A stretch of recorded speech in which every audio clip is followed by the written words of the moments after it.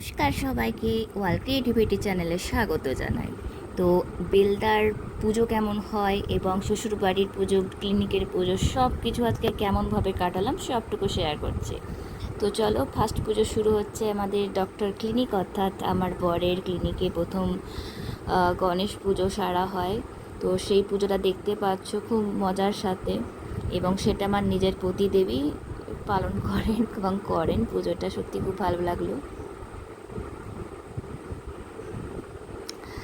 এরপর পুজো সারার পর সবাইকে লাড্ডু বিতরণ করা হয় এবং আমরা দুজনে ওম শ্রী গণেশায় নমঃ।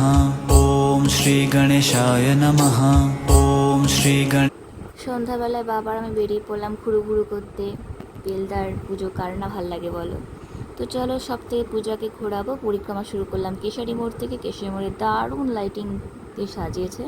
তো লোকেশনটা যদি জানতে চাও, এটা হচ্ছে বেলদা, পশ্চিম মেদিনীপুর জেলায় অবস্থিত বেলদা নামক একটা গ্রামে, যেখানে আমাদের গণেশ পুজো ধুমধাম করে পালন হয়। এটা দেখতে পাচ্ছ, এটা হচ্ছে বাস স্ট্যান্ডের গণেশ পুজো, এটা আমাদের পাড়ার। চলো সবাইকে tata, good night, love you.